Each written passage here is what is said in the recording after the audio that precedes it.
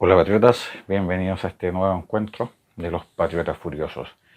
Y mientras acá en Chile nos preparamos nuevamente a un cambio de hora, esta típica discusión que tenemos los chilenos todos los años, ¿no es así? De que algunos dicen que sí, que está bien que se cambie la hora, porque se aprovecha más la energía, otros que no, que porque esto les dificulta, no sé, el sueño, acostumbrarse nuevamente a las horas de sueño que hay que tener. En fin, en lo personal, yo siempre he estado en desacuerdo con los cambios de hora. Preferiría que hubiera una hora siempre fija y que siempre tuviéramos la misma hora, ya sea en verano o en invierno.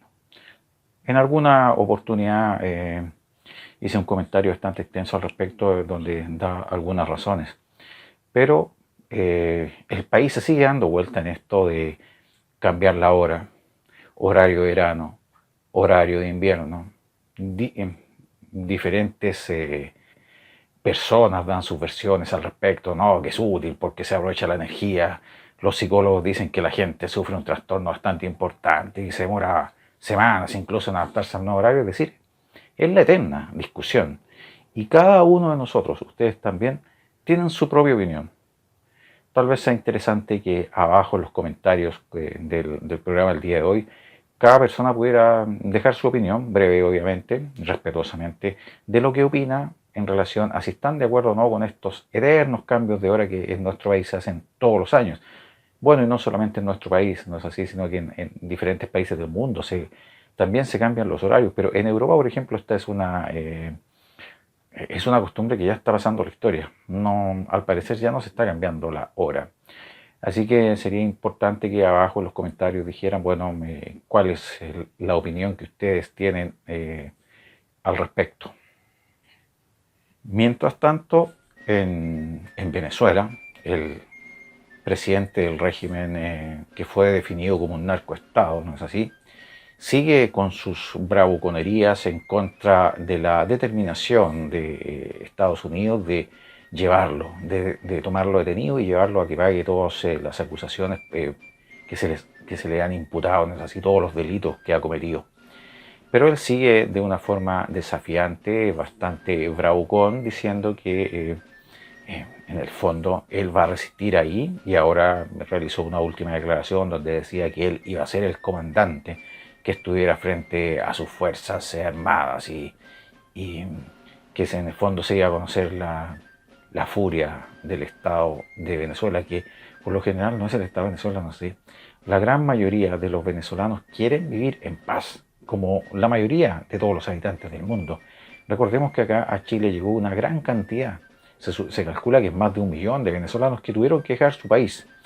En Venezuela las casas no valen absolutamente nada porque prácticamente quedaron todas abandonadas. Es decir, ahí ni siquiera se tuvo que aplicar el principio socialista de que no existe la propiedad privada, porque simplemente las personas tuvieron que dejar botadas sus casitas, que como a todas las personas les costaron y fueron probablemente el esfuerzo de toda una vida de trabajo, o tal vez algunos la habrán heredado de sus padres, pero como sea, alguien luchó y sacó adelante y construyó esas casitas o pagó por ellas. Pero en el actual régimen que existe en Venezuela, muchas personas tuvieron que salir arrancando de Venezuela y dejaron botadas sus casas. Las casas allá no valen nada. La gente esa está desesperada y lo único que quieren es que esta pesadilla que ya han vivido por mucho tiempo llegue a su fin y que de una vez por todas esa nación que es rica, por ejemplo, en petróleo y otros minerales, pueda empezar a salir adelante, y tal vez de esa forma todas las personas que tuvieron que salir arrancando del país puedan volver a su patria, ¿no es así?, a hacer su vida, porque ¿qué más maravilloso hay y puede existir para una persona que vivir, que desarrollarse y ser feliz en su propia patria? Yo creo que eso es lo mejor. Y las personas que han tenido que salir a buscar, por ejemplo, horizontes en otras partes, siempre están ahí con la intención de volver a su patria.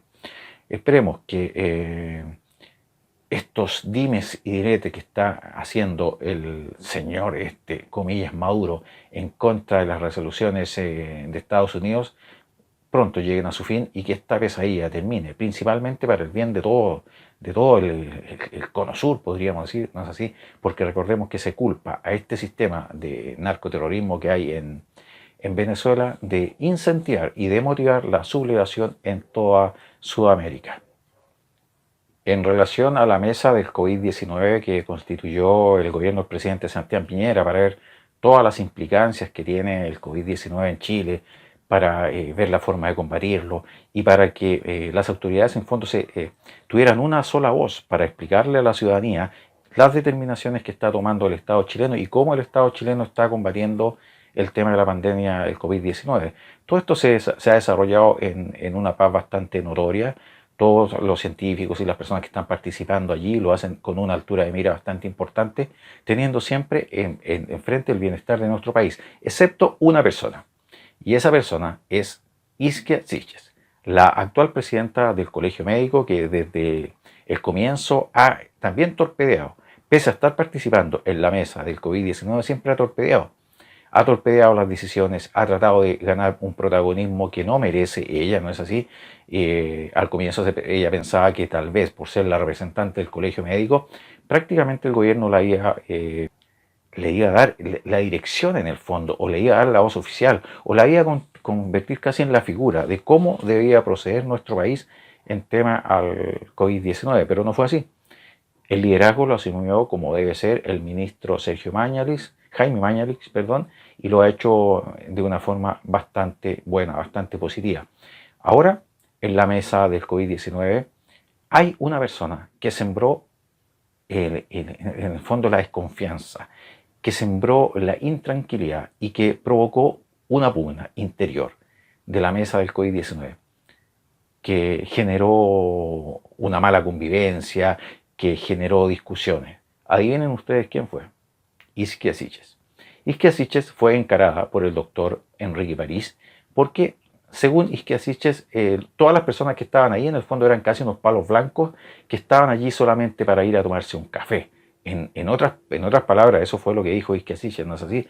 Entonces, la gran cantidad de personas que participan ahí se sintieron muy molestas, se sintieron ofendidas por las palabras de esta comunista Isquia Siches, en particular el doctor Enrique París, quien le representó y le pidió explicaciones, de que se explicara, de que pidiera en el fondo disculpas por haberse expresado así frente a los científicos, a los doctores y a las autoridades que estaban allí en la mesa del COVID-19. Pero en lugar de pedir excusas, Isquia Siches, como siempre ha sido una persona contestataria, como ha sido siempre una persona revoltosa, que ha participado en marchas, que ha llamado a las manifestaciones del 8M, etcétera, etcétera, no pidió perdón y dijo que ella, a juicio de ella, esa mesa tenía poca representatividad y tenía, en el fondo, poco poder de tomar determinaciones.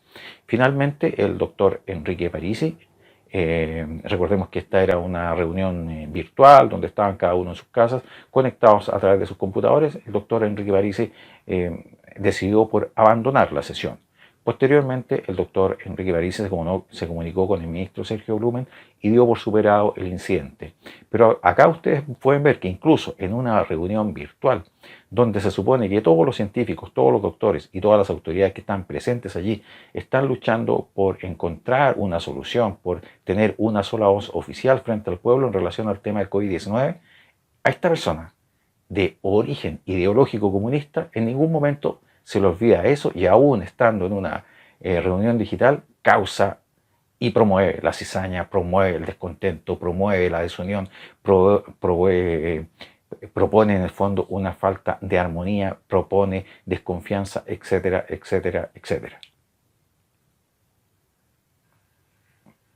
Volviendo al tema de la pandemia en Chile, el ministro Jaime Mañalich, que es el ministro de Salud, que lo ha hecho bastante bien, descartó la posibilidad de generar o decretar por lo menos por ahora, de una cuarentena ampliada, y en cambio anticipó cierres sectoriales en las áreas con más pasos y con más casos en realidad de la región metropolitana. Es decir, van a seguir con esta técnica de ir observando día a día lo que pasa y decretar las cuarentenas que sean necesarias.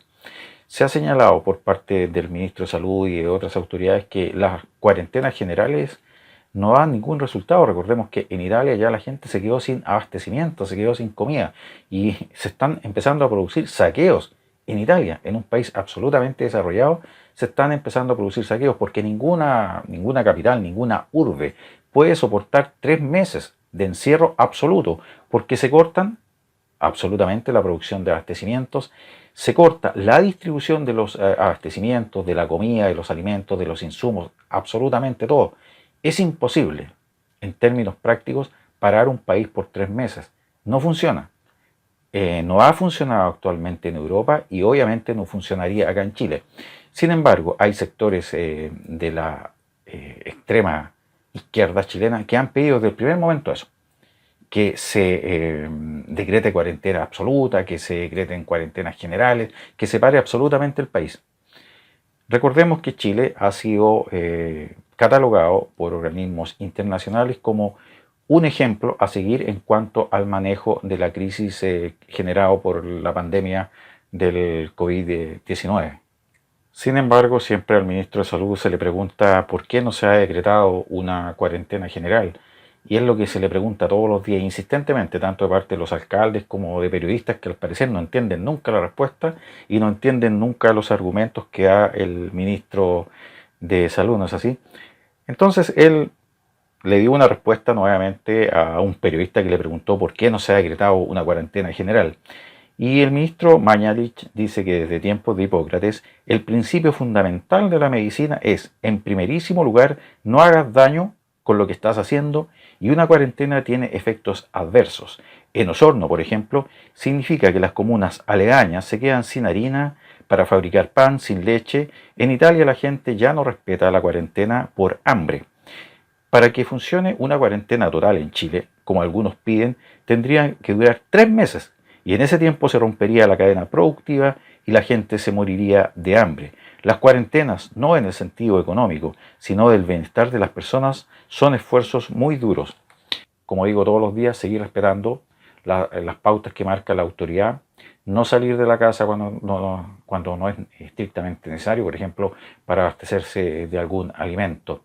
Respeten a la autoridad, no se dejen llevar por personas como en este caso los socialistas, como Elizalde, que están pidiendo medidas más drásticas aún para combatir el virus del COVID-19. No hagan caso a personas, por ejemplo, como la doctora Iscasiches, que lo único que quieren en el fondo es generar más pánico del que actualmente se está generando en Chile. La mesa del COVID-19 está cumpliendo una excelente función de apoyo al ministro de Salud y esperemos seguir adelante de la forma que se está haciendo en estos momentos.